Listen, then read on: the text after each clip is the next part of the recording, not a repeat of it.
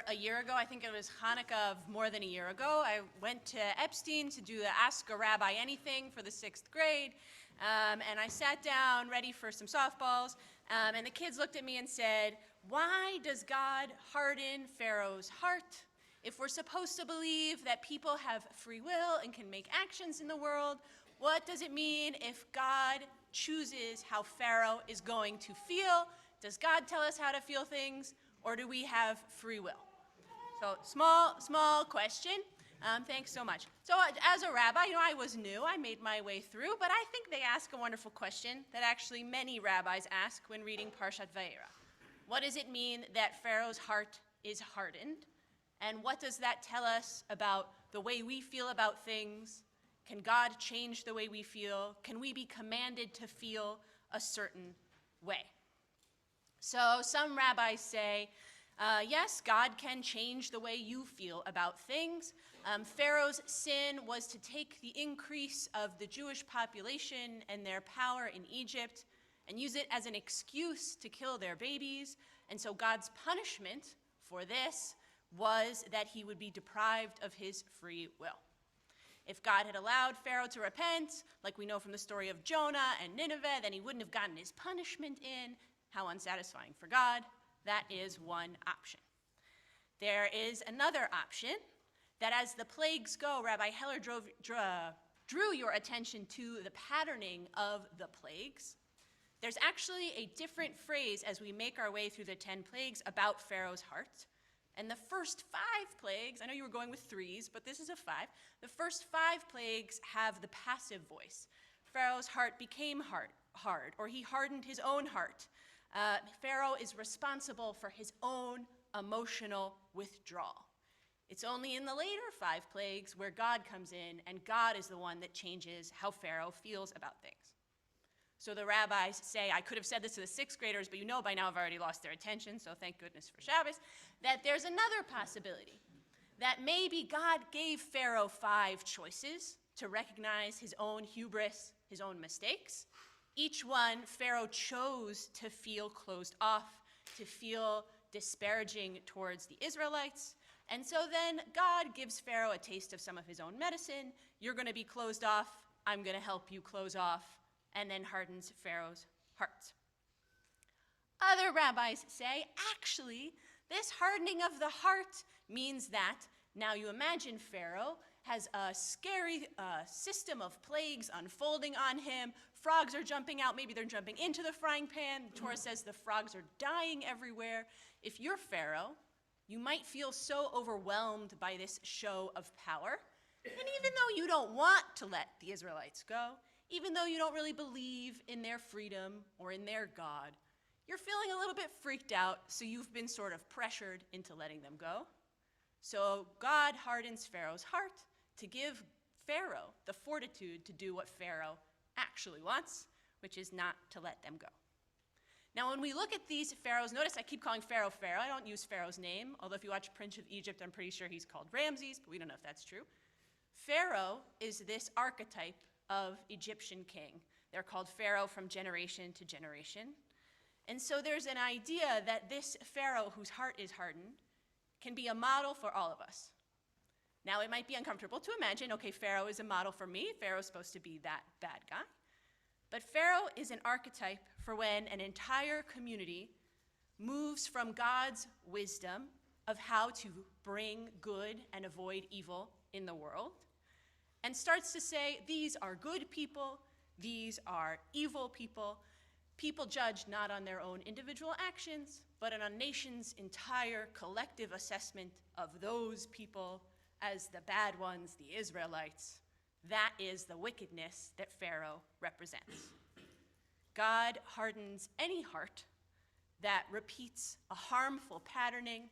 So when Pharaoh continues to say these people don't matter, maybe God is just doing what Pharaoh already started.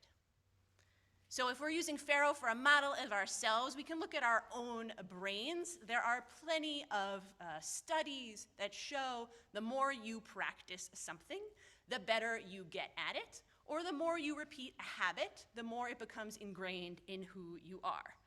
So Pharaoh has been practicing this pattern of denial, the first 5 plagues, a refusal to accept the Israelites' humanity, their freedom, or their relationship with their God. And the more he practices it, the more he carves out that path, just the way the same that water might wear down a rock and make a river. The more he practices this denial of their humanity, the more it becomes almost automatic. Seems like God does it. We have the same. You could be following any sort of addictive pattern. The more you turn to Twitter to feel something, the more that you react negatively to a friend or to a spouse, the more that you have a bad habit of turning to your phone when you feel the least bit of discomfort.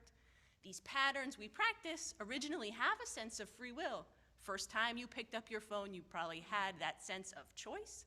The more we do it, the more we practice it, the more these choices start to make us. The same can be seen as if you started telling a little bit of a lie, and then some people start to question the lie. You need to double down on the lie. Soon it becomes an enormous lie. What started as a piece of free will often gets a momentum of its own. We see this now in our own society when people determine or come to enjoy a part of their own identity. This is who I am. This group is the people I agree with. The more we make that initial choice, the more that choice starts to make itself. These are people I agree with. These are the people I never agree with. When we made an initial choice to start to define who we are and where we belong, that may have felt like a choice in the beginning, but soon our heart hardens to the possibility of change, the possibility of shifting that commitment we made. Now you could say, okay, so I see how these choices can determine my feelings, but sometimes feelings just happen. We have to ask, as the 6th graders ask me, God can't make me feel anything. Sometimes I wake up one day and I'm in a great mood. Sometimes I wake up and I'm in a very angry mood for what seems like absolutely no reason. But while all of these feelings feel like they might be beyond our control, anger, rage, resentment, sadness, joy, happiness, or fear, maybe these are the feelings that God sends to us, but it is our job to figure out what to do with them. So when I say I can't control my feelings, then I look at the Torah and see, well, actually, God commands us to feel certain ways all of the time. How do I reconcile this with the idea but that sometimes I like someone and sometimes I don't? Sometimes I'm feeling generous and sometimes I'm not. Maybe it is like this. God gives us feelings, hardens our hearts, gives us feelings of joy in the morning or crankiness. But we have mitzvot, these commandments, to feel certain ways, because no matter how you felt initially about something, you have the capacity to change it. We are commanded to feel joy on every holiday, and you may have entered a holiday, as so many of us did several months ago, with anything but joy. But when we are commanded to feel joy, that means there are certain acts we have to take to move ourselves towards those feelings. So when it is a simcha, if you are at a wedding, you must dance.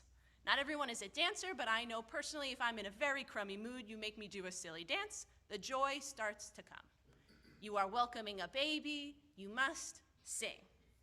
We're commanded frequently to do the actions that move us towards a feeling.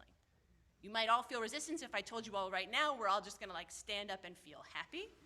But if I command you to do things that make you feel happy, you can build a practice of changing the way you feel, no matter how that feeling struck you this morning. We're also commanded to comfort the bereaved, to be with people in Shiva, to feel with them in their sadness. Now, no one can tell you to feel sad, but we are commanded to sit and listen to the stories of loved ones as they talk about who they've lost. And this is a way in which we too can share in a feeling of sadness. We're commanded to celebrate with others, to invite people to share holiday meals with us. If you may have been feeling a sense of loneliness, the action of inviting others in gives you a sense of belonging. We're commanded not to hate, but most confusingly, we're commanded to love, one of our strongest emotions as human beings. How do we move our emotions? What do we control? We practice every day saying how the object of our love, maybe a person you love, the God we love, brings goodness into our lives. So I don't have an answer to these sixth graders, but maybe my paradigm for Pharaoh is this. God sometimes softens all of our hearts, and sometimes God hardens each and every one of our hearts. You might wake up feeling very angry at others in the world today or for the past several months. You might not feel a sense of compassion or generosity. God hardens each and every one of our hearts sometimes. And yet, there are ways that we control our feelings. How? We practice feeling a sense of joy, feeling sadness with others, feeling a sense of openness and inclusion and belonging with the actions that we choose to take. So right now we're in the month of Shvat, but in not too long we'll be in the month of Adar, which is the month where the rabbis tell us that we must feel joy. And this year, because we're Jews and we have leap months, there are 2 Adars. That means 2 months of joy at a time when the Jewish people have been feeling anything but. So I present you with a challenge. If you're sitting here feeling that sometimes your heart has been hard, you could say, God has stripped me of my free will. Or you can say, how can I practice feeling joy that I am commanded to feel? What actions do I need to take to move myself towards practicing joy? We have a women's retreat coming up in February 10th, where that will be our theme, practicing joy. By being together, by singing together, by praying together, by studying Torah together, by taking care of one another, by inviting everyone to join us. So I invite you all to sign up for the retreat for more strategies on practicing joy. But I'll leave you with this. You might not wake up with a soft heart, but we are promised that there are ways to grow that sense of softness, of kindness, and of joy. Sometimes we feel guilt. It's been a hard time in the world. How can I embrace joy? But that is exactly the practice you need to avoid your heart hardening like Pharaoh's. So that maybe, God willing, if we start to soften our own hearts, we'll wake up one morning just naturally feeling that sense of joy, knowing that we and our people are safe. We'll wake up in a good, joyous mood. But if that's not tomorrow, how can you start practicing? Start small.